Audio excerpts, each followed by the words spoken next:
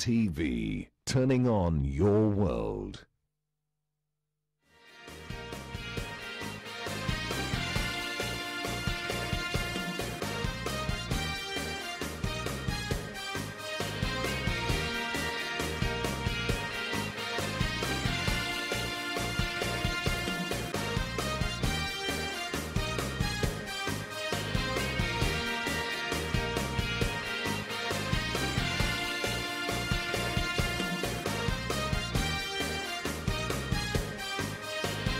Well, hello there. Very good morning to you. It's the 14th of October 2022 and it's Friday and we have our youth perspective today. We'll be talking to a couple of young people on how they think the government is being run. Remember, yesterday marked 30 days since President William Ruto and his deputy Rigathi Gachagua took over the reins of power and began implementation of their campaign promises. So where are we on that? We'll be looking at that as well as what's in the dailies and of course some of the stories that will be informing the basis of our conversation this morning. And we will indeed begin with that. Now, more than 35,000 persons evicted by the government from the expansive Masai Mara forest are a disappointed lot after the Environment and Lands Court sitting in Narok ruled that they were procedurally and justifiably evicted from the forest land they occupied, noting that they have no claim to compensation. Justices John Mutungi, Mohamed Kulo and George Ongondo further declared as irregular, unlawful, null and void all the title deeds issued to the squatters. Ibrahim Karanja reports. 3 years after running to the corridors of justice to seek refuge from a government so determined to expel them from the Mau forest, the ride has become even bumpier for over 35,000 persons who laid claim to parcels of land within the Mau forest. We are ready to do your judgment, but Thursday, and a three-judge bench of the Environment and Lands Court sitting in Narok dimmed the lights on hopes of the Mau evictees that their eviction would be found unlawful or at the very least a compensation ordered for those evicted. In the case, they had presented before the courts title deeds issued by the government to buttress their claim on the land. But in its ruling, the court has said that the title deeds were issued irregularly and that they were unlawful, null and void. In finding that the government had not erred in their evictions, the judges also ruled that the evictees do not deserve any compensation of alternative settlement from the government. The three-judge bench has also ordered for voluntary vacation or, in the alternative, forceful eviction of those still on the land within 90 days, even as those still holding on title deeds have had their ownership cancelled.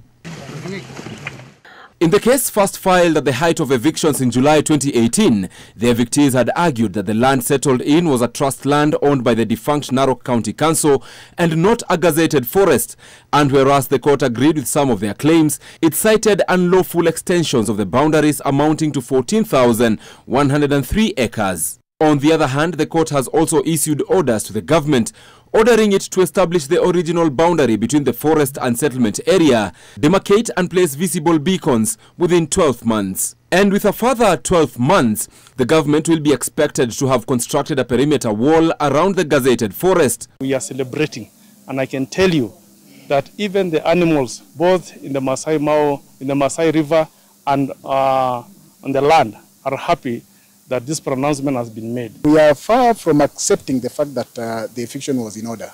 We are also far from accepting the judgment of the court saying that people should be removed. My clients have instructed me to rush to the Court of Appeal, and we certainly are not hearing this matter for the last time. The issue around the conservation of the Mau has always been murky and oftentimes political, with it having been heavily used to win votes in previous elections. Ibrahim Karanja, NTV. And the Law Society of Kenya has given the Director of Public Prosecutions a 2-day ultimatum to explain to the country reasons behind the spate of withdrawal of high-profile cases facing some suspects who have been nominated for appointment as cabinet secretaries. LSK President Eric Theuri says recent decisions by the DPP are quite alarming and point to two disturbing scenarios: that either prosecutions were mounted for ulterior motives whose end has been achieved or overtaken by events, and secondly, the DPP has withdrawn the cases to aid an ulterior motive. As Duncan Khaemba reports, the Law Society of Kenya has advised Parliament not to vet individuals facing integrity questions, as cases have been withdrawn since they have not been acquitted of any wrongdoing by a court of law, threatening to lodge private prosecution over the same. The Law Society of Kenya has descended heavily on the Director of Public Prosecutions, Nurdin Haji, who seems to be on a spree of dropping high-profile criminal and economic crimes cases, with 3 of them being withdrawn within 24 hours. The profile of the suspects invites significant public interest as to the motive of the discontinuation of the cases, and further poses serious credibility concerns in the investigative capacity of our institutions. According to LSK, the decisions by the Office of the Director of Public Prosecutions sets the country on a slippery path insofar as the rule of law and fight against graft is concerned. We are therefore alarmed by the recent decisions by the DPP, as they point to either 2 very disturbing scenarios. 1, that the prosecutions were mounted for ulterior purposes, or 2, that the DPP has withdrawn the cases to aid an ulterior motive. As a result, their communication to the DPP is explicit, loud and clear. It would be reasonable for him to give this explanation within a day or 2, because the reasons are well within his docket. In the event that then he does not disclose those reasons, as a society then we reserve the right to be able to take up further measures to ensure that there is accountability in terms of how the DPP has exercised his powers. The society is raising questions that point to what they term as an onslaught against independent officers and intimidation by the executive. We must also not lose sight of the fact that the Director of Criminal Investigations has also resigned from office. So we have to ask ourselves, are these 2 events related? Parliament has now been put on the spot to defend the Constitution, which LSK alleges could as well be on its deathbed with regard to Chapter 6 on leadership and integrity. Also on the receiving end is Deputy President Rigathi Gachagua, who LSK says has been making declarations that evictions will only be enforced after clearance by the sub-county security committees. This amounts to subjecting court decisions to the whims of the security committees and renders court adjudicative processes ineffective. The roadside declarations by the Deputy President cannot therefore substitute the law, and we urge the Deputy President to withdraw his remarks and uphold the rule of law and the Constitution, which he took an oath to protect. The society says all Kenyans must protect and uphold the Constitution at all costs, lest anarchy and chaos are invited. Duncan Khaemba, NTV. Well, the Council of Governors has identified delayed disbursement of revenue allocated to counties, failure to allocate monies to certain devolved functions, and the huge county wage bill as the greatest impediment to devolution in the country. This emerging during a retreat that brought together the governors and their deputies in Naivasha in Nakuru County. Here's that report. Kwanza ni kuhakikisha kwamba pesa ambazo zinagatuliwa zinafika katika counties mapema kwa muda ufaao, ili counties ziweze kuwalipa wafanyikazi, kulipa madeni na kuhakikisha kwamba miradi ya maendeleo inaendeshwa kwa wakati ufaao. We're always running in arrears. And it's causing financial strains, especially in counties where, like ourselves, where the amount of money that is currently being used to pay salaries is probably almost, we're crossing the 80% mark from what is from equitable share, which is extremely high. Mercy is as messy as it was in 2014 when it was first introduced. Even anything, it is even more messy than that time, because we are looking at 11 years down the line, and we are still talking about having the same equipment being released to the counties. To date, no governor here can tell you how much they pay for those equipment. It's deducted at the source. How much? Nobody knows. The ECD was not properly quantified. They should quantify it and give a grant to the county governments to be able to run the ECD classes very well. As you know, the ECD classes are the foundation of the country. That is where we start with our children. If we do not have a strong foundation, then as a country we have lost it. So, deputy governor lazima entry point yao, kuna mshahara wana calculate kwa figures. Entry point ya deputy governor kazabu katiba inasema lazima awe na degree, entry point lazima iwe juu kuliko ya wabunge. Kwa sababu entry point ya mbunge hata watchman anaweza kuwa mbunge. The Intergovernmental Relations Technical Committee shall ensure that all devolved functions are fully unbundled and transferred to the county governments, and the attendant resources shall follow the functions. Now, members of the National Assembly on Thursday afternoon held a sitting to deliberate on the procedure of selection of nominees to the East African Legislative Assembly. But the debate veered off the chartered course after Kenya Kwanza allied MPs took on Azimio One Kenya leadership fraternity, accusing them of holding meetings which they purport are aimed at inciting Kenyans. The Kenya Kwanza leaders, led by Majority Leader Kimani Ichung'wah, chided their Azimio counterparts, urging them to nominate Raila Odinga and Kalonzo Musyoka to IALA. The nominees from each party are yet to be submitted for consideration by Parliament.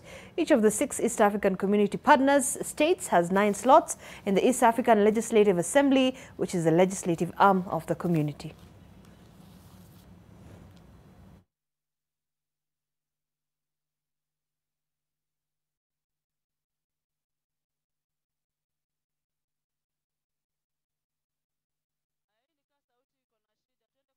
But maybe consider nominating the Honorable Kalonzo Musyoka to IALA. The Honorable Prime Minister Emeritus Raila Odinga should also consider being nominated in IALA.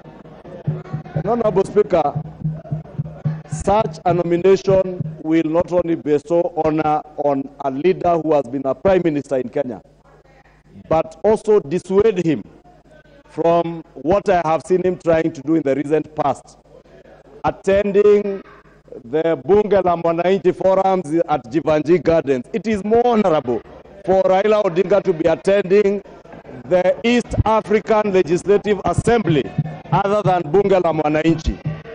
And I am not saying this, Honorable Speaker, in any way to belittle Bunge la Mwananchi. Bunge la Mwananchi is a good place to engage with Kenyans. But Raila Odinga is the last person to pretend to be engaging with Kenyans and giving 20,000 shillings to border riders.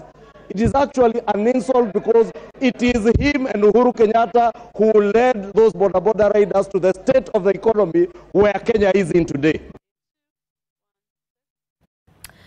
All right, the Kenyatta National Hospital has distanced itself from negligence claims by the family of 2.5-year-old Travis Maina, who died while receiving treatment at the National Referral Hospital following an accident at home. Judith Muthoni, Travis's mother, claims she waited for hours to get medical assistance at the KNH casualty, while the hospital maintains that the patient died on the operating table. Bridget Singana has the details. Nikaenda naye kwa dispensary. Kapale tika level 5, alifanywa x-ray. Pia baada ya x-ray, university alisema ikasemekana kwamba lazima pelekwe Kenyatta Hospital. It's at the Kenyatta National Hospital that Judith, Travis's mother, and her sister would endure the longest evening at the waiting bay, hoping to get an admission for her son, only that it came too late. Travis died while still waiting to be admitted after the hospital allegedly demanded 20,000 shillings from his family before he got further assistance. But the KNH management has since given a different chronology of events, saying that after Travis arrived at the hospital at 6:30 p.m. on Monday, doctors were trying to stabilize the young patient who had lost so much blood, and that at the time of admission his blood could not clot. However, by Tuesday morning, despite Travis's deteriorating condition, he was wheeled into theatre but died while on the operating table. In the letter dated 12th October, the KNH Board of Management saying, and I quote, "In theatre, the patient developed complications and resuscitation attempts were futile. Following the demise, the parents were invited for a family conference where the chronology of actions was discussed and explained to them as the news of the death was communicated. The hospital board and management wishes to convey a message of condolences to the parents and family at large for their loss. This was a very serious and unfortunate injury to the 2-year-old child." End of quote. Back at home, the reality of Travis's death is creeping in, with residents calling for the upgrading of local hospitals with equipment and medical staff to handle such emergencies. Siku hiyo ilikuwa siku ya Jumatatu, masaa ya alasiri hivi. Ndivyo huyo mtoto alidungwa na ndugu yake wakicheza. Mimi nilishikwa na huzuni nyingi sana. Huyo mtoto angetolewa ile uma hiyo siku. Ukihesabu hiyo uma was about kilo 2 na kitu ambayo ilikuwa kwa kichwa ya mtoto, ambapo alilala nayo baada ya kupelekwa Kenyatta. Sisi tunamtoa Thika tukidhani eti Kenyatta ndio anaenda kupona. Kufika Kenyatta line ndio hiyo. Kunaambiwa sijui kuna emergency. Hakuna emergency ambayo ilikuwa kubwa kuliko ya mtoto wa miaka 2 na nusu. Travis will be laid to rest on Tuesday next week.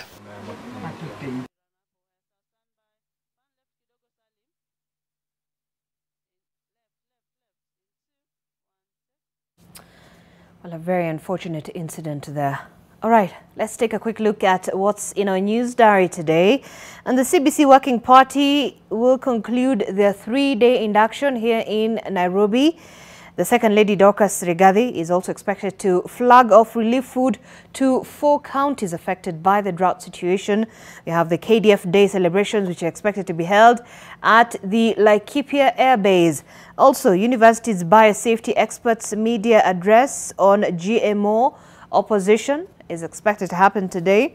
And PSC interviews, day 3 for PS's jobs will be continues to happen, and the Kenya Paralympic National Committee is also expected to hold its AGM and also elections as well. All right, time to look at the papers right now, and of course I'm not doing that alone. I am in studio with Jim India, political governance analyst. Very good morning, karibu Jim. And also Alpha Mwaura, who is a UN youth diplomat and youth advocate. A very good morning to you, karibu sana. Good morning, Asante. Fantastic. All right, so we'll begin with the Daily Nation, and this is what we do have on the very front page of the Daily Nation. Ruto recalls Moi's cars and staff. New order. President Ruto's administration has withdrawn government vehicles and other public assets, redeployed workers, and scaled down security at the former president's home. That is on page 4. We'll be getting that in just a moment. Also, lawyers censure Haji on the dropped cases. We saw that happening yesterday. Let's take a look at that, which is on page 4, and it is part of the front page report, of course. President William Ruto's administration has withdrawn government vehicles and other public assets and redeployed staff who had been attached to former President Daniel Moi. This is according to The Nation. It's coming after the expiry of a 2-year grace period granted by Ruto's predecessor Uhuru Kenyatta. The security team and support staff had remained at the expansive Kabarak farm in an apparent gesture of goodwill by Mr. Kenyatta. Moi died in February 2020, and sources privy to the development said that besides the security team, gardeners, chefs, waiters, waitresses, and cleaners had also been recalled. But Jim, this is, I guess, just a part of how the systems work, right? Yeah, the security and other government detail was to protect the president, the former president. The former president passed away. As such, security has no business Correct. staying in Kabarak because the person of interest who was being protected no longer exists. Correct. So everyone else at Kabarak now is no longer the business of the state. They are now their own private business, and they probably should hire private security. And I think this is a good way of just taking care of managing public property and public goods instead of having a whole contingent of GSU officers at Kabarak. We could probably use them elsewhere. So I think this is just in line with protocol. They were supposed to leave in 2020, but there was a grace period that was extended by the former president. Right. So I think there's nothing political here. And I mean, the law entitles retired presidents to at least 30 office and home staff, including, personal assistants, 4 secretaries, 4 messengers, 4 drivers, and up to 6 security guards. However, it is not clear how many of these were still retained in President Moi's homestead, but their number had significantly reduced after his death. All right, perhaps Alpha, what do you think of this? Of course, this is just, I guess, protocol. Well, I don't read any malice or ill will or politics in it. Just think it's something that was long overdue, and now they are doing what's necessary. All right. Yeah. Okay, so this is what also is on the second page of the Daily Nation. Police start probe into murder of man whose body was left in the forest. Remember that report? It is a report there by Simon Shiuri, where detectives in Kiambu are investigating the death of George Mwangi, the husband of Kiambu politician Gladys Chania. And his body was found wrapped in a polythene bag and dumped in the forest in Gatundu North on Wednesday evening. It's quite a controversial report here because Chania's litany of court battles on September 29th, she was at the Kiambu Law Courts where she is fighting a fraud case. She has also an active case at the Thika Law Courts where she is facing 2 charges of defrauding 2 people of about 400,000 shillings by promising them that she was in a position to facilitate their immigration to America. She also another case where the Salvation Army Church in Thika is seeking 3.5 million from her organization. All right, so there's that report there. Moving forward, still on the Daily Nation. Let's get this other story here. Now, Parliamentary Committee at a loss on how to vet Mudavadi. Well, the National Assembly is in a quandary on vetting Amani National Congress leader Musalia Mudavadi for the Prime Cabinet Secretary position after Minority Leader Opiyo Wandayi questioned its legality. Wandayi says the National Assembly Speaker Moses Wetangula has promised to rule on the matter on Monday, the same day the vetting begins. So he says, Wandayi says he has raised the issue because Mudavadi is a Cabinet Secretary without portfolio nominee. Wetangula, who chairs the 14-member Committee on Appointments that has a constitutional mandate to vet Cabinet Secretary, Secretary to the Cabinet and Attorney General nominees. All right, I mean, Jim, very interesting here. You have this position and some of the members of Parliament, of course, are aligned to the Azimio One Kenya coalition saying, how are you vetting Mudavadi? What portfolio does he hold in government? So, I mean, I wouldn't understand why they would say that, but yesterday there was an executive order that was issued, correct, which outlines the mandate, the roles, the different state departments that will be found in that office.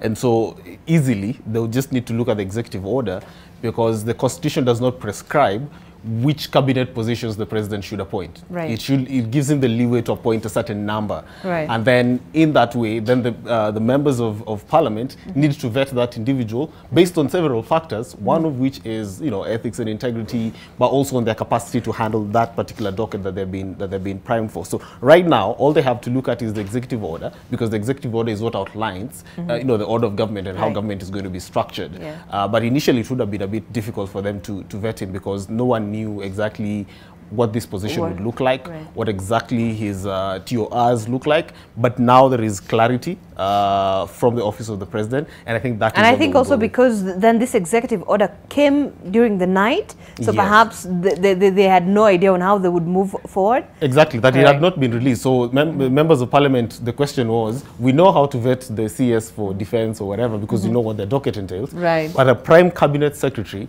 we're not very sure on what his mandate is going to be. So this gives them headways. I still sense that there's going to be a bit of trouble in that vetting committee looking at the role of the Prime Cabinet Secretary and the role of the Deputy President. I think there's going to be a thin line, and Parliament might need to actually give further clarity so that we do not have overlapping mandates, we do not have duplication of roles, but we also do not have rivalry that then stifles government functions during implementation process. All right. And also joining us in studio is Nuruddin Kagai, Advocate of the High Court. Thank you so much for joining us. Good morning. Thank you for having me. Karibu sana. Let's get your assessment of this situation. But do you read anything different from what you had from Jim? Yeah, the only thing Jim didn't state is that at least now we know the address for his office. They're saying Masani, Rongai, and Mlolongo at the end of the day. But I mean, yeah, very interesting. You know, I mean, with his office now going to be situated at the railways station. Yes. Is it? So that would be interesting. I mean, we all thought that his office would be perhaps at the Arambe Annex, together with the Deputy President and the Office of the President. You see, there were certain rumors that there might be some conflict between him and the Deputy President. But I think that executive order settles that. At least now we know the difference. There's now, let me say, separation of powers in quotes between the Nyumba Kubwa and Nyumba Ndogo, because there was kind of, let's say, there are those who thought he'll take some offices in Harambee Annex, but clearly being taken to a railway station, it shows that will be his office, and now we are waiting to see how the vetting process will take shape. But I'm sure it will be full of drama, because as you clearly see, there are names that some of those who are in, for example, Azimio have an issue with, and then there's the issue with the cases being dropped by the DPP. We'll come back to that in a moment. Alpha, you have something to say with regard to this issue? Well, just to add that the executive order now brings a lot of clarity. So we're good to go? Yeah, we are good to go. For now, at least. And His Excellency, the President, is always ahead of the game. All right, Yeah. let's move forward. Okay, so just adjacent to that, lawmakers proceed on a 10-day break, which is the National Assembly going on a short recess before the constitution of the House committees are expected to vet the principal secretaries. The lawmakers will be back on the 25th of October to start the vetting of principal secretaries. Let's just move forward from that. This is an interesting report. We'll not get much into it, but maybe you can give your some comments with regard to this. It's a full 2-page report here. Kiraitu, jilted lover complex, Raila phobia led to our poll defeat. These are some of the reflections of the former Meru governor, saying he does not imagine that villagers called him a dynasty and rejected him at the ballot, despite what he says, my very impressive development record. And he goes on to talk about how he feels that they were victims of communal punishment, saying that village politics is not abstract grand ideas about the future, that the voters are only interested in the immediate tangible benefits to themselves, and the chaos of the campaign taught him and the rest of the people that he was with, they had lessons about the state of our politics. In his essay on what went wrong for the Azimio camp in the last election, and why Uhuru's closed informal leadership ignored and cut off the traditional social roots of power in Mount Kenya region, such as Gema leaders, religious leaders, and local politicians who vowed to teach him, and by extension, Raila, a lesson. I don't know, have you read this?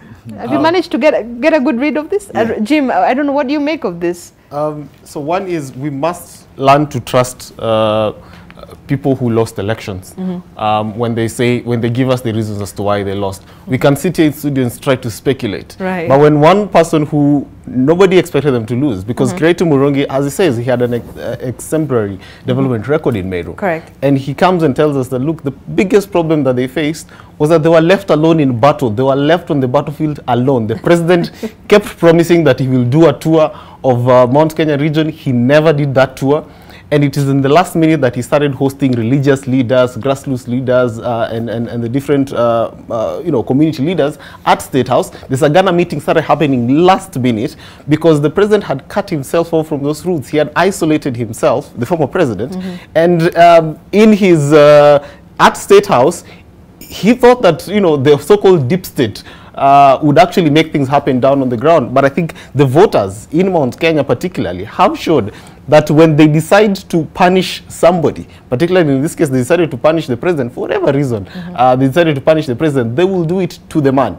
And he's a victim of circumstances. Raila Odinga might actually be a victim of circumstances, plus a litany of other Jubilee members of parliament and senators who lost are actually victims of that, of that circumstance. But he also mentions Railaphobia and says everything else put aside, there's the concept of Railaphobia in our region that actually we thought we could do away with and we could not do away with. Right. And this just confirms what many have feared, that there is, I think there's an indoctrination perhaps of the fear of Raila in many parts of this country, or a Raila mania, where people just madly are in love with the man. So he confirms to us what has always been and it's interesting because, I mean, not many times I would believe that leaders would sit down and start reflecting on why things happened, especially after an election.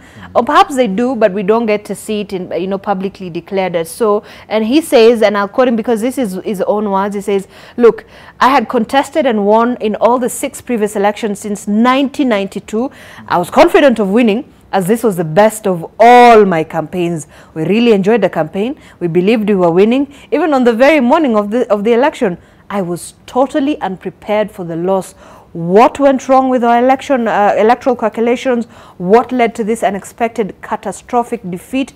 These are the questions he was asking himself. And since the election, the political rumor mill has been awash with numerous reasons and excuses, scapegoats and rational explanations. Some have pointed out to the political confusion, tactical mistakes, ideological errors, organizational disarray, cyber rigging, rampant voter bribery and betrayal. But it is very easy to blame others and attribute their defeat to external factors.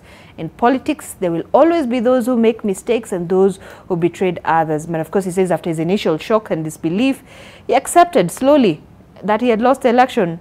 And the loss has fundamentally changed his life. And he says, I have decided not to be angry or bitter and to move on. Nothing. He's in the final stages of grief, that is acceptance. You have to go through all those stages. Yes. Now, clearly, he's accepted the fate, and that. But you know, we also have to be honest to ourselves, because you remember, during his tenure as governor, there were issues of misappropriation of funds. Correct. There were issues of nepotism. So those also played a fact in him actually losing. And you also have to realize, and in as much as he says the president never toured, or there's Railaphobia, he as a person was also not too sure where he was. There was a time he had dealings with the deputy president. The time now he was in Azimio, then left, then came back. So he wasn't also sure of where he stood. So it looked like he had prepared to win, but at the same time preparing to fail. So he wasn't so sure. At the end of the day, you know, in politics, they say a day is a long time. And your competitor, each time you fumble, they take that chance and run with it. So, because the stories around there is that if Munya was to run for governor, he would have defeated him. Because his record, as much as he says his record, he performed well. There are issues during his tenure, so many issues. So at the end of the day, I believe now he has accepted. He's more or less now, I think, a senior citizen. He's been there for, like he says, he's won 6 elections. Right. I think time. I mean, since 1992, he's never lost an election. He served in various capacities as a cabinet minister, as a member of parliament, as a governor. You know, so I mean, his experience in government and public service has been quite huge.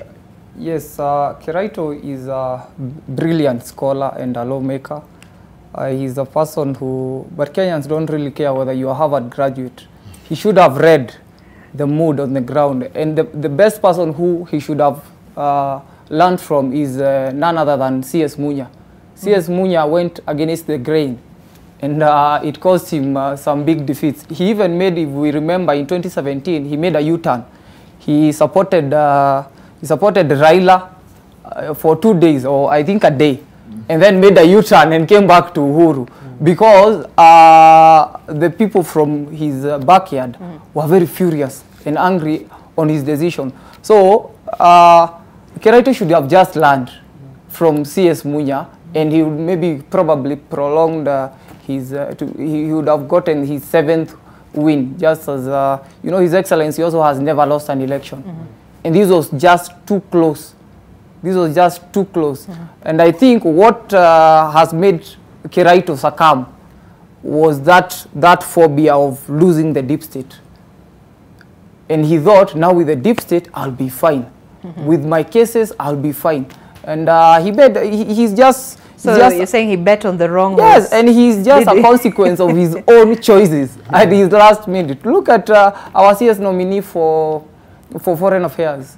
He came in not really too far to the election, and he did his calculations well. So it's about the tactical errors. But doesn't this speak on the state of our politics in the country? Yeah, that's how politics is in Kenya. And I think he talks about a very interesting thing. He talks about our village political culture. He says our elections take place in the context of villages. Right. It does not take place in this grand scale of national surveys, and it takes place in the context of village. And he says village social demands and cultural beliefs play a big role in our election.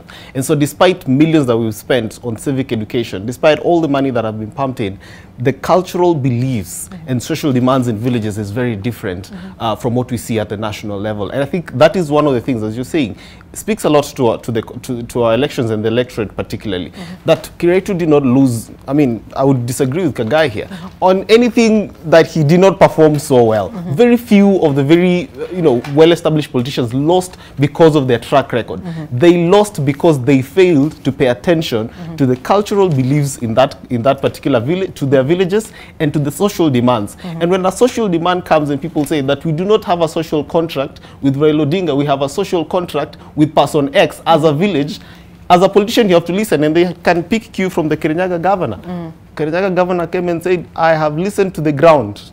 I have heard them. This is how the wind is blowing. This is what they are saying. Right. And she had to make a U-turn. That's someone who's conscious and saying, I might have these lofty ambitions and ideals, but I am running, especially in rural politics, and there's a context in this village, and this is what they are saying, and so I must meet them at that point. Ground V2 actually quite different. All right, so let's move forward. LSK censures Haji after cases dropped. Well, lawyers have called for a review of the evidence prosecutors say is insufficient to secure a conviction, as they gave Director of Public Prosecutions Noordin Haji 3 days to disclose reasons for his withdrawal of corruption cases involving some of the allies of President William Ruto. Questioning the motive of the withdrawals, the LSK says it would institute private prosecutions of the individuals should Haji fail to provide concrete reasons for letting them off the hook. Noordin, I mean, first of all, your quick initial reaction to when you heard that the DPP was dropping some of these cases, quite high-profile cases, I must say. Yeah, you see, we need to have reasons for. It is he has the role of deciding whether this case can be prosecuted or not. But now you see, when you drop cases without any reason, you see these cases were dramatized to us when these people were being arraigned in court. It has also used taxpayers' money in as much as the cases have gone on. And we need to know what has changed between now and then.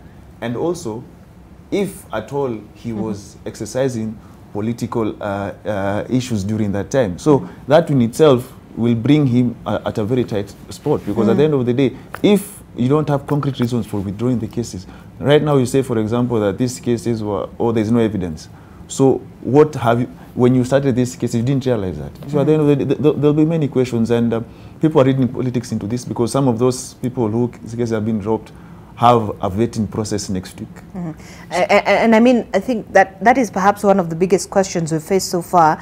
Alpha, the timing of this particular move by the Director of Public Prosecutions. Definitely, the timing would, especially, it's music to the ears of the opposition, looking at the timing. However, I think most of these cases are a waste of resources, of public resources, because yes, they never end up anywhere.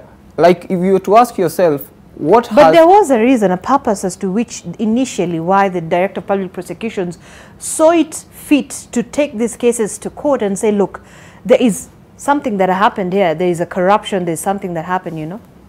Well, we still recognize the DPP's office on his mandate. However, definitely at that time, they were under instruction and a lot of pressure from the then administration to persecute, politically, some of these leaders. I don't support in any way people who've done wrongdoing. Doesn't matter whether you're from Kenya Kwanza or Azimio. Let the law take its course. However, some of these cases, most of them, they never ended up anywhere, and they were just there to just torment the political class from one side and not the other. And that's why it explains why people like Keraito Murongi were unable to jump ship. Even if the ground, imesema vitu ni different, they were unable to jump ship because there was a deep state force on the office of the DPP. So yes, the timing is music to the ears of the opposition.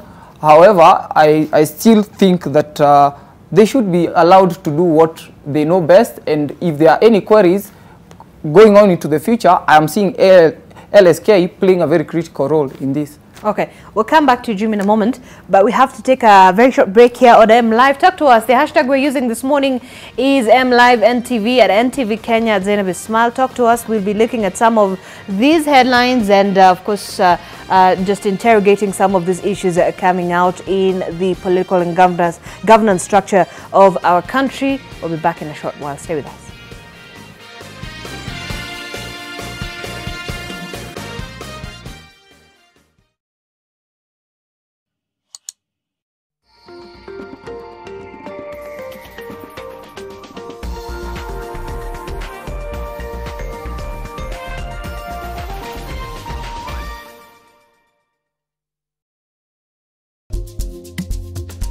I'm excited to speak with you all today about the potential for technology to support transformational growth and the creation of economic opportunities in Africa for Africans. The Google for Startups Accelerator Africa program has provided equity-free finance, working space, access to expert advisors to 96 startups from 17 countries since 2018. The growth in remote working and the African startup scene has created great demand for tech skills on the continent. It's clear to me that we need to work together to build the skills, talent, access and resources that Africa needs.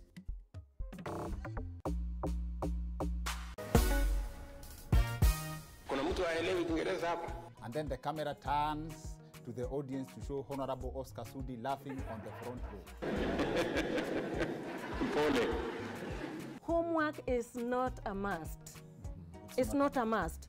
If you are able to do your work well, if you are able to do your work well in school with the children, work with them in their groups, that is homework already. Those people went to school in the 60s. In the 60s, yes. In the early 60s. They used to set their own exams. If you go to a history paper and you find that you cannot answer that question, right? You what choose do you another. know? I understand that you set your own and answer. You set your own and you answer.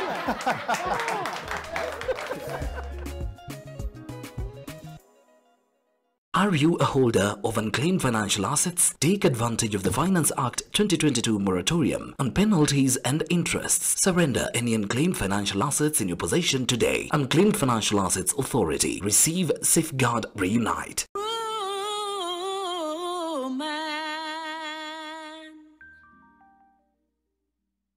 There was a witch, and it was said she bewitched by my young sister, and my young sister passed through our place at 1, and by 3 she was dead. I felt in my spirit that we needed something that was more serious, bigger, more superior, yes, that can suppress and subdue this witch. This witch. So I wanted some Christianity. Actually, I threatened, God, I'll quit this Christianity of yours because it's not working. And then I met a young man, and he told me that he had gotten saved. Right.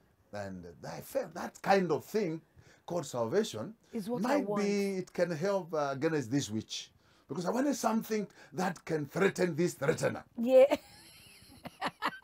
Annihilator. Yeah.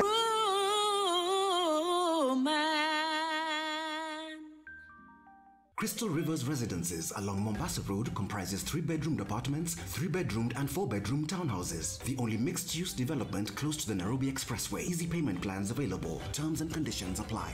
Call 0757 620 202.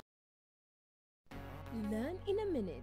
Brought to you by Nivea Lumina 630 Anti-Dark Mark Serum. Dark marks on my face? What causes them? Yet I've tried everything. Hello, my name is Emma, and this is Learn in a Minute.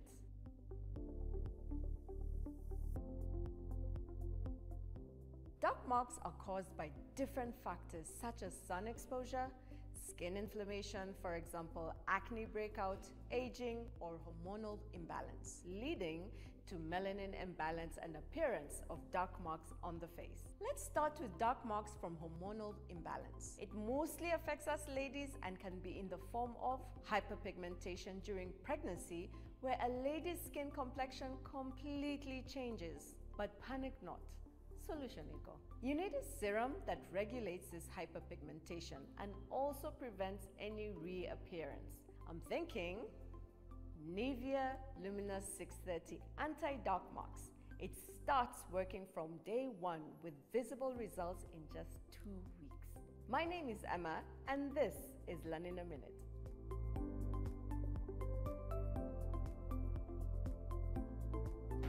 Learn in a Minute, brought to you by Nivea Luminous 630 Anti-Dark Mark Serum.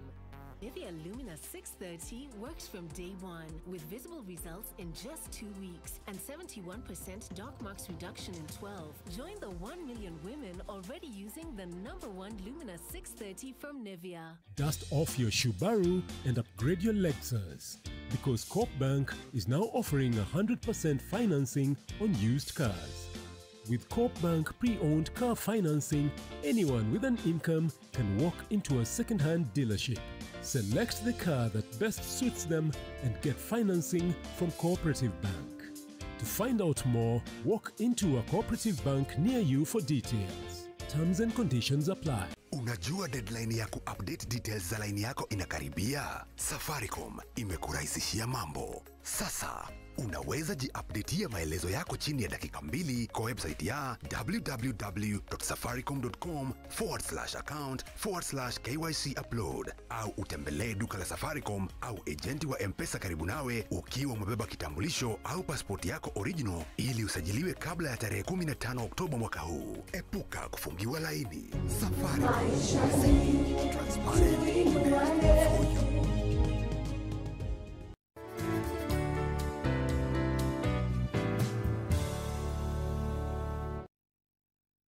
Soil Merchants is offering you the opportunity to own a residential plot in Ngong, one of the fastest growing towns near Nairobi. Get an 8-acre plot for only 595,000 shillings inclusive of title deed. Join us on our open day on 15th October 2022.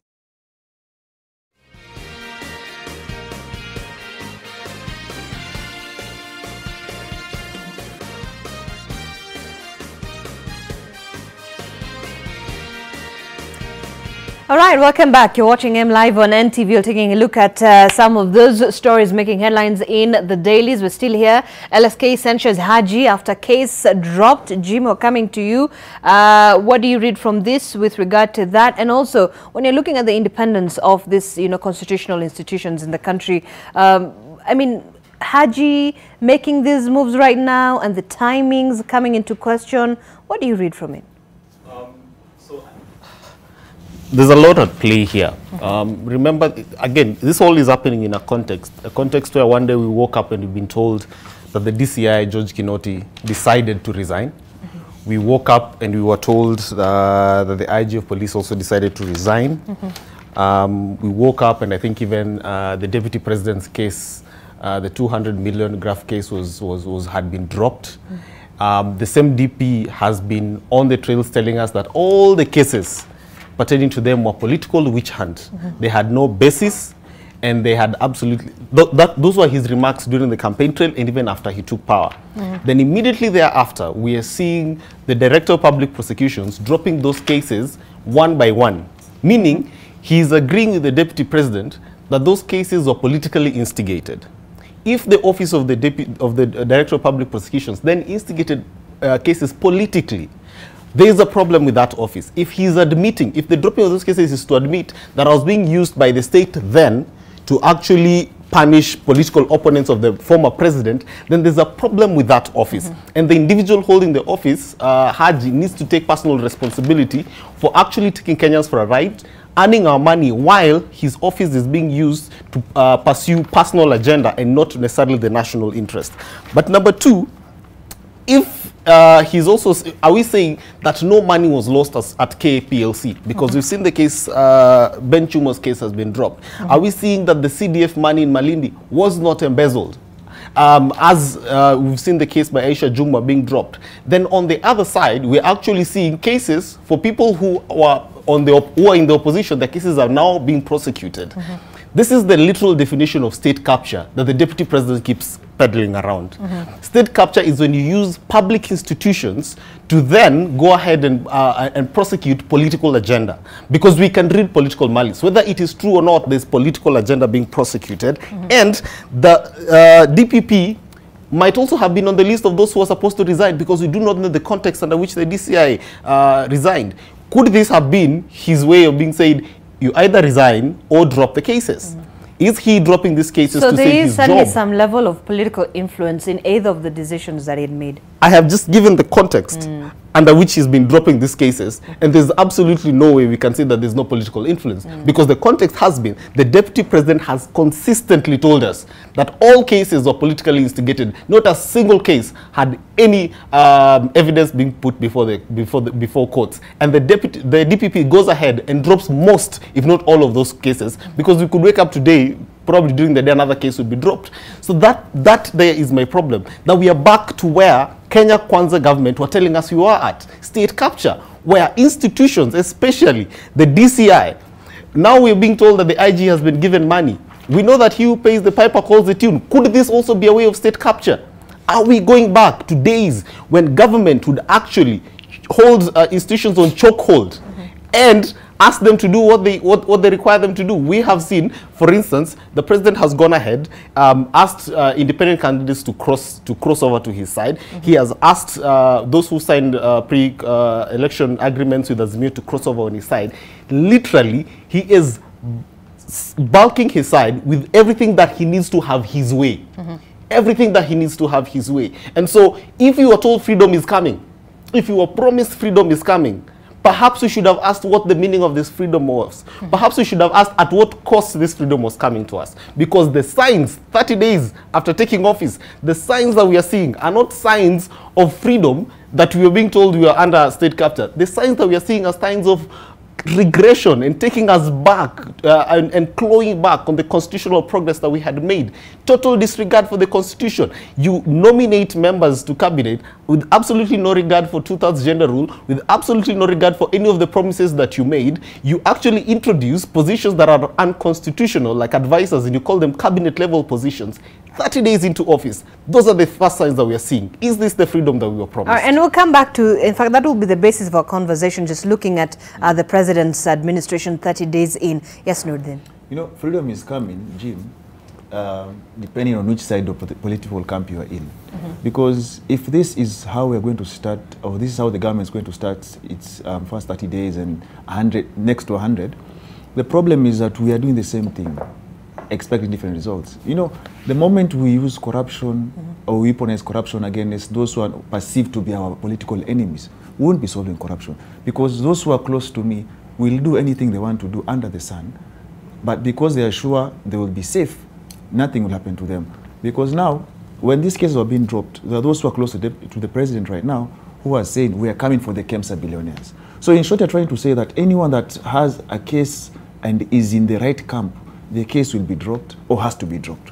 But anyone that is in Azimio has to have a case. See, that is not solving corruption. That is actually just taking us back to what, like he said, what they are calling state capture. Now, it's like it was captured, freedom came, freedom in quotes, and now it has been recaptured again. So at the end of the day, we really need to be serious on matters of corruption. And also, it's funny how in Kenya, you have a pending case. You haven't cleared your name, but you're given a higher office without clearing your name. When you look at, for example, like someone like Boris Johnson, one of the reasons why he had to step down was during the COVID restrictions, he was seen somewhere partying. That in itself was an indictment. Now, but you look at us, oh, I can have a criminal case, but I can still get I had an office in Kenya. It doesn't make sense. What happened to the back in Kibaki's tenure? We used to have that step aside and clear your name. But you know, it used to clear your name by other means and come back. But at the end of the day, you need to finish these cases, and then if by any chance you're seen to be as clean as cotton, now I'm Africa Pampa, as they say, then you can get the opportunity. But you have a pending case, we drop it, then you get vetted. So what are we vetting? That's my question. All right. Yes, Alpha. Let me say this, that at no time the biggest loser of corruption is definitely the majority, and the majority are the young people. So for me, there is no way I would ever support someone who is corrupt first. It doesn't matter whether you're in Azimio or Kenya Kwanza. For the DPP, I think what's that causing an alarm is a little bit the pace. And definitely, mostly, the people who the cases have been dropped are mostly Kenya Kwanza. Let's be honest.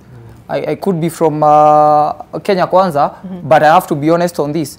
Number two. I mean, yes, we have Aisha Jumwa, you have Ken Tarus, you have Mithika Linturi. Yes, all those two who are perceived to be His Excellency's allies. The President's allies. Right. So, this country is at a loss whenever we support corruption.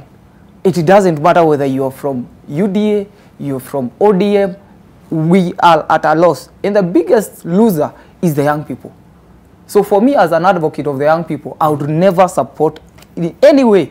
If this is being done out of politics, I will never support it. All right. Yeah. Let's move on from that. Just a little bit away from that conversation. I know there's still so much to have that discussion on, but we spoke on this a bit earlier on. Gachagua Mudavadi getting new roles in government. Gachagua's office to remain at Harambee Avenue, but Mudavadi moved to Haile Selassie Avenue. President William Ruto reorganizing his government, placing the budget policy and economic affairs under his wing at State House in his first official act to reflect his vision for the next 5 years. Having run his campaign on the promise of economic revival and the uplifting of hustlers from the bottom of the pyramid, Ruto has created 3 new offices to steer his plan under his direct control and supervisions. These are the Office of the Fiscal Affairs and Budget Policy, Office of Economic Transformation, and the Council of Economic Advisors. Just a quick glance, the roles of Gachagua and Mudavadi spelled out. Regarding Gachagua, the President's order says will chair the cabinet committees, oversee the implementations of its decisions, coordinate the planning and supervise the implementation of development partner funded programs and projects, as well as oversee public sector reforms. The DP will also have 2 principal administrative secretaries under him, one in charge of administration and coordination and the other in charge of devolution and intergovernmental affairs. And by law, the DP is the chair of the Intergovernment Budget and Economic Council, that is IBEC, which provides a linkage between the national and county governments in terms of shareable revenue and related policies. Well, on the other hand, Musalia Mudavadi will chair the principal secretaries committees and supervise the technical monitoring and evaluation of government policies, programs and projects, oversee their implementation, as well as chair and coordinate national government legislative agenda across all the ministries and departments. He will also be in charge of the newly elected government delivery unit in charge of monitoring and documenting progress of implementation of the government projects. Now, with 2 public administrative secretaries under him, one, the parliamentary liaison in charge of legislative affairs, and the other in performance management and delivery services.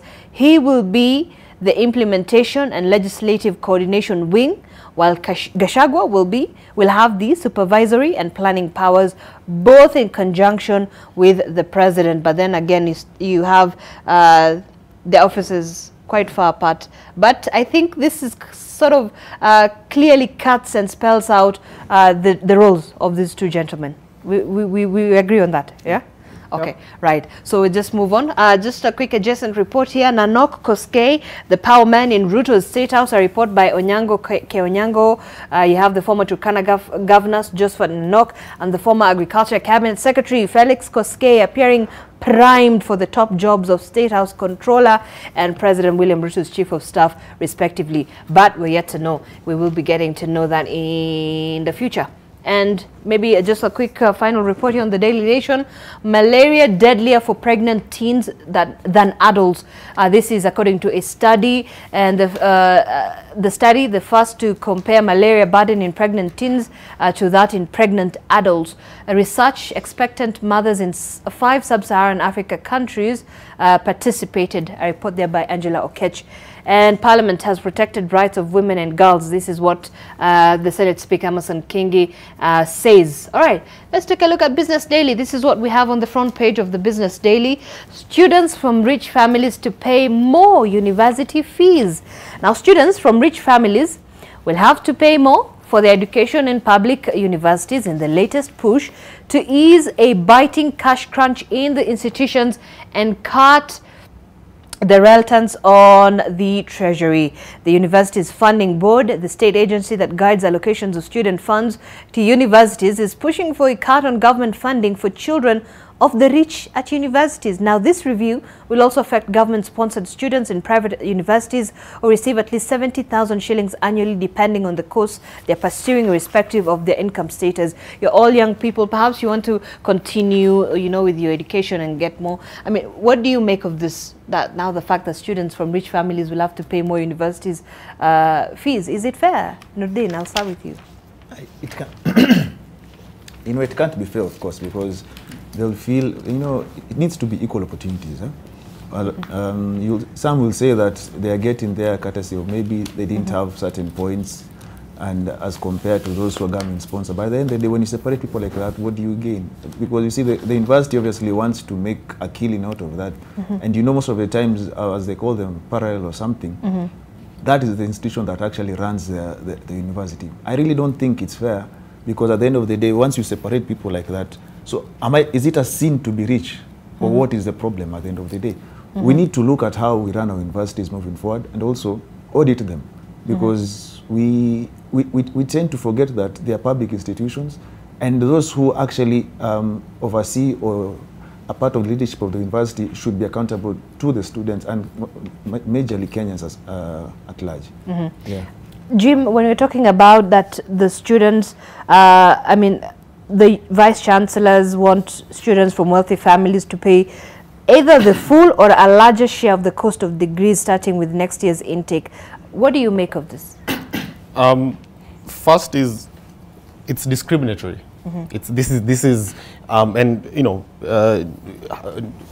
Anyone can go to court on those grounds that you are discriminating against Kenyans on the basis of an assumption that they come from rich families. So what index are we going to use to decide whether or not you're rich? Because I remember when applying for my HELB loan, part of the questions you'd be asked is, what does your mother do? What does your father do? And then you would say what your mother does, and then they would decide whether they are rich. So in this country, at what point do we call you rich? At what point do we qualify you to be rich? Because we know that most of our comrades in universities come from very poor families. And that's why they have actually gone. They are the only hope in their villages and their families to get them out of poverty. So this is a discriminatory request from the universities. There's actually no basis on which universities will be able to tell whether or not you come from a poor or a rich family. But also, number 3, the way our education is designed, it's that the wealthy don't even study in Kenya anyway. They study out of this country. The vice chancellors who are asking this, their children don't study in this country. They are the wealthy ones. So if they talked about the children of wealthy people, they should mandate them to study in Kenya, then perhaps we could have agreed. But if you're talking of subjecting comrades to this discriminatory law to say whether or not you're rich. So if my father owns a sugarcane plantation. But because they're talking about public universities coming under serious financial strain, right, in the recent years as a result of the rapid expansion amid the lower state funding and a sharp fall in enrollment on these self-sponsored programs after the government opted to fully fund students scoring, the minimum C+ entry grade and above in the KCSE exams. So, of course, government wanted to increase success, so they lowered the grade for which you need to get into university to C+. But what they did not do is, 1, expand the infrastructure, and 2, increase funding to university so that they're able to actually run their programs. But what you see here, and is we have a government that's on autopilot, and it's being run by the IMF and other such financial institutions. Because remember when Boom back then was removed, it was in the 1992 during the structural adjustment programs when they came and said, look, it is no longer feasible for us to give students this amount of money. Let us remove it and replace it with the Higher Education Loans Board so that students are able to pay it back. Right now, these financial institutions, international financial institutions, are looking at every single way in which Kenya can actually redeem itself, put more money into paying its debts, and part of it is we are going to suffer greatly. These are not policies that are being advised. It's not a Kenyan who's advising us to do this. You can read a lot of malice in this. It is someone who's come from Ethiopia without the context. It's not contextualized. You need to look at the context in which the country operates. And that context is a lot of our people are actually poor. You cannot say that when you go to university, if you're rich, stand on that line, and if you're poor, stand on that line. That's a discriminatory law. All right. Yes, Alpha. Let me say this, that first, whatever they are trying to do here is dead on arrival. And the reason is this. First, you cannot assume that anyone who studies in a private university is rich. Number two, situations change. You could lose your, whoever sponsors your fee, whoever facilitates for your education, and that would cause some serious injury to comrades. Number two, it's just like saying, when you go to the supermarket, that bread should be sold to the rich people at 100 bob, or the poor should buy it at 60 bob. I mean, it has no base and it is in bad taste. So let us say this, moving forward, what is the solution? The solution first is innovation. Innovation in the way we fund and run our public universities and institutions. So that is what we should be focusing on. Number two, increase the funding. Which also comes to the point that I've said. Let us do a little bit of innovation. Comrades are very enterprising, but we don't involve them. We kill their dreams more often than we support them. All right. Yes. So this perhaps should go through some public participation. Exactly. In here. Okay. All right. Against Article 27 of the Constitution. Equality and it is dead on arrival. Okay. So that's it. Just a quick glimpse of that other report. Let me get that. Okay. So this is it. LSK also petitions the Supreme Court to stop phone spying gadgets and their stories. A quick look at Taifa Leo. This is what's on the front page. Raila arudi kwa mahasla. Kinara wa Azimio afanya msururu wa mikutano na walala hoi kuzungumzia gharama ya juu ya maisha. Nao mgombeaji urais wa tikiti ya muungano wa Azimio la Umoja wa Kenya kwenye uchaguzi mkuu uliopita, Raila Odinga amerudi mitaani kujumuika na wananchi wa mapato ya chini maarufu kama mahasla katika moja ya hatua zake za kutekeleza mikakati ya kutoa jasho serikali ya Kenya Kwanza. I think we saw him at the Jivanji Gardens, you know, sort of speaking to, we usually have this baraza la bunge la wananchi, usually hold their meetings at the Jivanji Gardens. We saw him there. He spoke about the GMO issue. Rudin, when you're looking at Raila Odinga and the fact that, you know, 30 days after, you know, the inauguration of a new president, he's back on the ground and saying, okay, fine, I have to put to task this government. You know, they call him the enigma, courtesy of how he evolves.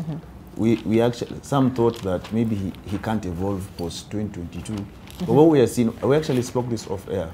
What we are seeing is that he's going back to where it all started. Remember, when he was campaigning for the 2022 elections, there was this tag, dynasty tag, there was the project tag. So, and he has always been seen as the candidate for the less fortunate. And that now went to the current president. He actually endeared himself to people as the hustler's chief in command. And so he's trying to wrestle that back. And you can clearly see that he's scheming something. You see, with Raila, you never know. He's a political animal, which people say he should retire, but you ask yourself, if he retires, what does I mean, Raila there have do? been calls for him to retire and sort of settle down, and I've also heard those who are saying now he should mentor someone to take over that mantle. But you see, the sad reality is that in politics, nobody is going to ever leave space for you to take over. They'll always take care of their space until they are no longer there. So whatever he's doing, he's trying. It's more or less like a reset button. We don't know if he wants to bring back the Baraza type of thing, where he'll move from from one county to the other, and then come up with a final declaration. You know, with him, anything is possible. But you can actually see after the visits he made around Nairobi, they discussed him in parliament. So he's already in their minds, and he's living rent-free.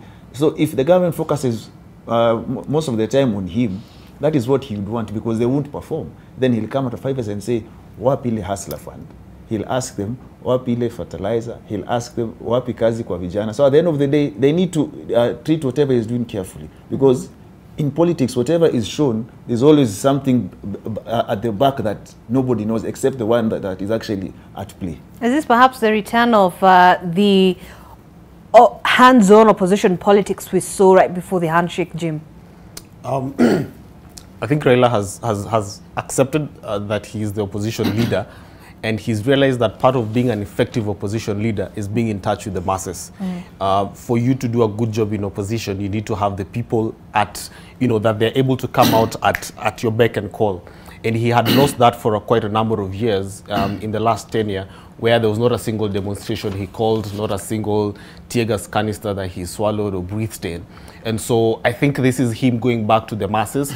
But remember, in 2017, after he lost the election, he did something close to this. Yeah? There was the People's Assembly back then. And he went around the country and had all this People's Assembly. And before you know it, there was a resolution. And before those resolutions could reach Parliament, he had a handshake with the president. And when the BBI was struck out, exactly a few days later, he was on the ground telling us something called Azimio la Umoja, which nobody knew what that thing was. And we ended up going into an election with that being his political party. I would not be surprised if this is part of a grander scheme to actually keep the government on toes and give Raila a 5-year project, something to keep him busy for the next 5 years, and to keep the rest of us busy, keep the newspaper outlets with content to write about every single day, things to report on. This is going to be an interesting development, and I think Kenya Kwanza have realized that. They have seen he's able to go back, and if you look at the places he's visiting... was it tactical? Exactly, I was going to ask, was it tactical to actually go to Bunge la Mwananchi? He went to Bunge la Mwananchi first of all. He sat down, listened to Bunge la Mwananchi, and then after listening to Bunge la Mwananchi, his next stop, he went to Mathare, and he said he's come back to his people. He went to watu wa boda boda, who we are supposed to be told did not vote for him. He went to watu wa boda boda and said, I know you were told mafuta itarudi chini, but I know 30 days later, all it has done, it has gone up. The subsidy which we put in... Is he trying to turn the tables now? He's turning the table. We put in subsidy, which was supposed to cushion you. They removed the subsidy. And the result is that fuel went up close to 179 shillings. So here is 20,000 to help you guys sort yourselves out, but I am coming back. I have a plan. So now what every Kenyan is going to ask, because the cost of living is going to keep going up. That is, I can promise any Kenya Kwanza leader, the president, the cost of living will keep going up. It's going to be unbearable. The next, if you listen to the president's speech, he said things are bad. Things are going to keep getting bad. And the same way the deputy president milked that during his campaigns, Raila is going to do exactly that and milk it. Because he's going to go back to the people and say, you were told things are going to be good. You were told freedom is coming. It is only shackles. Let us start this journey to Canaan again. Let us start this journey to the land of milk and honey. I have a plan. So people will start going to him for what is your plan. And Ruto might, as a result, end up being a one-term president. All right, that would be interesting to see. Alpha is completely disagreeing with that. That is laughable. We are hardly 30 days into His Excellency's his administration. Correct. And we are already saying he will be a one-term president. I mean, let's give him credit where credit is due. The Right Honorable Prime Minister, we've learned a lot from him as young leaders and as young people.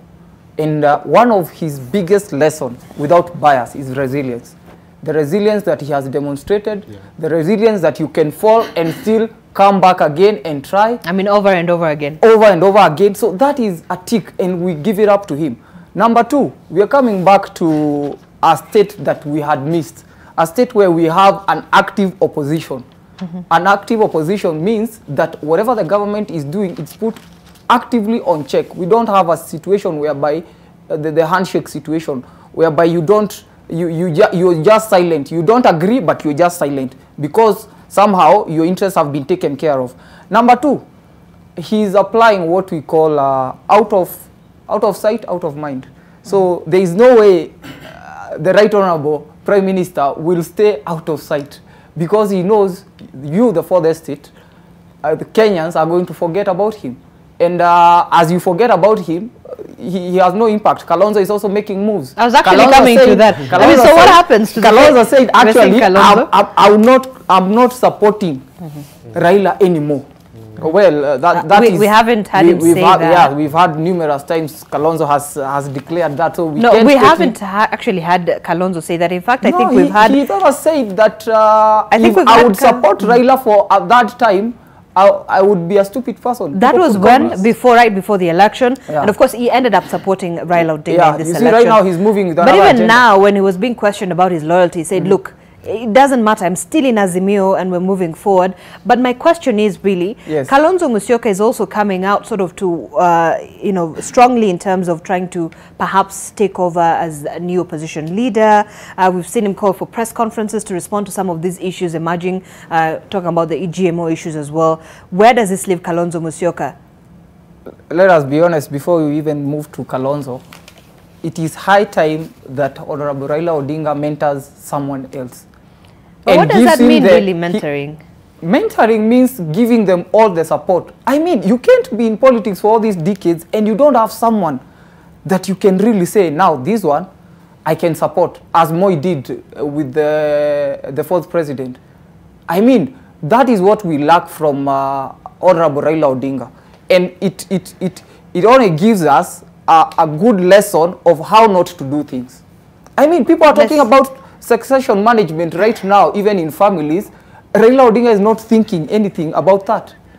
So when we move, let's go to Kalonzo. Kalonzo is now looking at an opportunity here that people are now tired of the Right Honorable. But then the question is also, I mean, before I get to Nordin and Jim, very quickly, when you're talking about trying to mentor someone to take over this, mantle, maybe perhaps when he does retire, but isn't it, with looking at how power is, works, people actually work towards getting, that power. You earn power. Very well. You're not. You fight for power. You fight for power. Power is right? not given. Right. However, you can fight for that power through someone else, like he did. He was protected by the fourth president. He was in power. We can't lie to ourselves that he was not in power. He was in power. Okay. Since 2018, he was in power, but through someone else. Even the Azimio thing was just to extend the fourth president's term in proxy. Let's hear from Nordin. All right. Right. First and foremost, I believe it is quite erroneous to say that Raila has not mentored anyone in Kenya. You look at even most of the people now in government, right? Like the Shajumwas, the Babuna Mwambas, all came through Raila. He's also a school of politics in Kenya. And so many people go for lessons there, and then they get to a point where they leave him and they go. Even though the current president was also at one time with him at the end of the day. So I believe, you see, what people are waiting is for Raila to say, I am gone, I am leaving this person X behind. You have to realize that no one did that for him as well.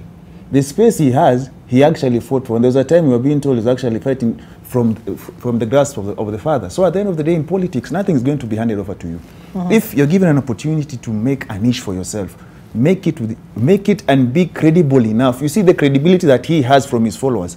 Create your own credibility, because if you're waiting for him to transfer that to you, it's going to be hard at the end of the day, because there are those who only believe in what he is saying. All right. So at the end of the day, when you're in politics, and most of the young people, you cannot say there's no space because we have to wait for Raila to go. Where is he going? Form, like we're just from saying here, power is taken. Form your own niche, run with it, and if you succeed to actually ascend to the office before he does, well for you. If you don't, let the man do whatever he's doing at the end of the day. Okay, let's wind up on the newspaper very quickly, Jim. Zainab, we must know that the political class are one. Whether they are in opposition or they're in government, they are one. And we must be very wary of this tactic of keeping us busy and keeping us running around and talking about things that don't matter. Because part of it is, that's what they do. We lose sight of the things that really matter. We lose sight of the economy and what we can do as a people. We lose sight of our own power given to us by a constitution, because we constantly think it is Ruto versus Raila versus Kalonzo, missing the point of what really matters to us as a people. Raila retiring or not is a non-issue, because we're going back to the colonial legacy, where the colonialists organized us in small villages and camps and then gave us a chief and said this is going to be your chief. And so they ruled us through chiefs. And when the independent Kenya came on, that is what Kenyatta did. He also instituted that, where you had chiefdoms and you have tribal chiefs. And that's what Moi did, where you had kingpins. And so going back to that same narrative that Raila needs to hand over the mantle to someone, we are saying that we do not want to shed of this colonial legacy of chiefs and tribal kingpins, and we do not want the people to actually lead themselves, because all power belongs to the people, and it should not be held by one person. You should not having these centers of power in different communities, and so an entire community loses its ability to think and make decisions because there's this individual whom we've idolized and made them our kingpin, and so this kingpin then has to negotiate on our behalf. I think we must rid ourselves of this problem, because if we don't, then we cannot make progress as a people. The political class will keep getting richer, and the rest of us will keep, you know, running around and talking about them. All right, so let's wind up now the newspaper at this point. We'll be taking a short break, but when we do come back, we'll be looking at the president's administration 30 days into office. That 30 days lapsed yesterday, and of course looking at some of those measures is taken quite radical reforms, the lowering of the bags of fertilizer and some of those other issues in the finance sector as well. We'll be analyzing that, and of course what's the youth stake in this. We'll be back after a short while. The hashtag to use this morning is MLive NTV.